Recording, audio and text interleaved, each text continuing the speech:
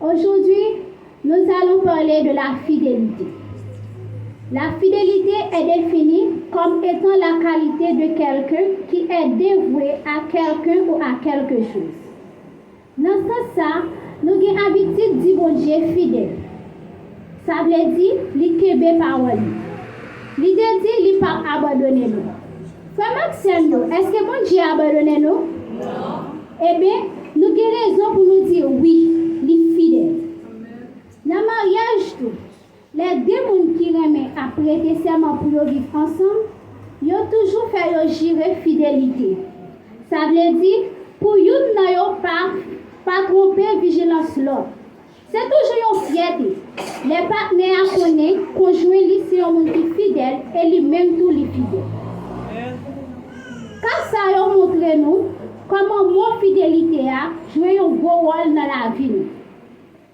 Nous prenons qui tout avantage un jeune garçon te connaît parce qu'il était honnête et fidèle. Nous jouons un texte de base dans Genèse chapitre 41, verset 39 à 41. Lisons ensemble ceci. Et Pharaon dit à Joseph, puisque Dieu t'a fait connaître toutes ces choses, il n'y a personne qui soit aussi intelligent et aussi sage que toi. Je t'établis sur ma maison et tout mon peuple obéira à tes ordres. Le trône seul m'élèvera au-dessus de toi. Pharaon dit à Moïse, tout le pays d'Égypte. L'histoire de Joseph est une histoire connue de tous. Joseph était le plus aimé de son père. Il l'aimait tellement qu'il lui offrit un manteau de plusieurs couleurs. Ce jeune homme a été trahi par ses frères qui l'ont vendu comme esclave pour aller en Égypte après qu'il l'avait jeté dans une citerne. Arrivé en Égypte, il était chez Potiphar, un grand fonctionnaire égyptien. Celui-ci donna à Joseph pleine autorité sur ses biens. Joseph aida Potiphar à prospérer, alors il commença à bien apprécier les services de Joseph. Jusqu'à ce que Madame lui gagne sous Joseph. L'idée voulait influencer cette action jeune homme là, qui pas occupé. Jouk lui décide de mettre main sous lui. Mais, dans la fidélité Joseph à bon Dieu et à maître Potiphar, il a répété parole ça que nous joignons dans Genèse 38, versets 8 et 9.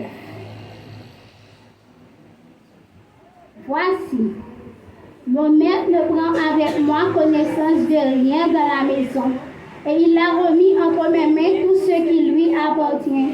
Il n'est pas plus grand que moi dans cette maison, et il ne m'a rien interdit, excepté toi, parce que tu es sa femme.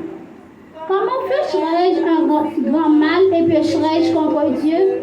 Oui, c'était un acte de fidélité, mais madame n'a pas traité là. Comment il finit? Il a accusé Joseph et puis fait la guerre malériane en prison. En prison, il interpréta les rêves de ses compagnons de détention, gagnant la faveur du chef de la prison. Ensuite, il interpréta les rêves du pharaon, qui annonçait une famine et fut élevé au rang de vice-roi d'Égypte pour gérer cette crise. Mais Joseph a toute raison pour le faire écraser et quitter ça avec l'Éternel. Parce que il était suivre parole, les gens parole étaient apprendre. Malgré ça, frère, moun li te mette toute confiance. Moun qui prend même coup de grand goût avec lui. Moun qui connaît l'aile bien, l'aile pas bien. Moun qui en pile fois level dans la prière, dans le culte du matin du soir. Moun qui te compte qui est belle dans l'enfance. Moun ça, yo arrivé vendre. L'elle pensait d'avoir pris un souffle caille Potiphar. Madame Messia fait le choix de barrer d'elle. Je ne dis pas qui t'a réaction. Là tout le monde marche, là tout le monde a marché, nous comptons, louer bon Dieu, faire gros action de grâce. Mais pour bagaille pas un avantage nous couper fâché à bon Dieu. Mandel pour qui c'est nous. Ça n'a fait à payer. Pour qu'il oublie nous, pour qu'il parte de prier nous. Bible a présenté nous un Joseph calme de la tempête. Il n'était pas agité. Il avait confiance en celui qui l'a créé, car il savait s'il l'a créé, c'est pour un but bien déterminé. Il savait aussi que Dieu ne ment jamais. Dans Jérémie 29, le verset 11, il est dit: car je connais les projets que j'ai formés sur vous, dit l'Éternel, projets de paix et non de malheur, afin de vous donner un avenir et de l'espérance. Oui, Dieu a pour chacun de nous un sujet de paix. Malgré les turbulences de ce monde, puisque notre Dieu est fidèle, nous n'avons rien à craindre. Car ce que sa bouche a dit, sa main l'accomplira certainement. Le pharaon est troublé par ses rêves et sent qu'il annonce des événements futurs. Joseph interprète les rêves du pharaon comme un présage de 7 années d'abondance suivies de 7 années de famine.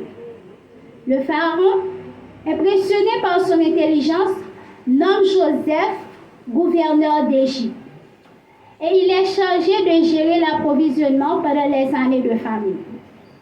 Joseph a gardé la foi et il est resté fidèle au Dieu Tout-Puissant qui l'a grandement élevé. Joseph a connu dans sa vie l'accomplissement du psaume 113, le verset 7 et 8, qui dit: de la poussière il retire le pauvre, du fumier il relève l'indigent, pour les faire asseoir avec les grands de son peuple. Oui, Joseph est resté fidèle jusqu'à la fin et il a été récompensé. En ce sabbat matin, le Seigneur nous invite à lui rester fidèles. Restons attachés à la croix. N'abandonne pas notre foi. Le monde est troublé. Parfois, nous nous sentons au cœur même du gouffre. Malgré tout cela, gardons la foi. Amen. On nous suit apôtre Paul dans la parole qui dit: qui ça qui a séparé de l'amour bon Dieu? Pas quitter rien dans le monde ça séparer nous de l'amour ça. Parce que bon Dieu qui récompense pour toutes ses serviteurs qui étaient fidèles à lui-même. Dans Matthieu 25, verset 23, nous dit, son maître lui dit: c'est bien, bon et fidèle serviteur, tu as été fidèle en peu de choses. Je te confierai beaucoup de la joie de ton maître.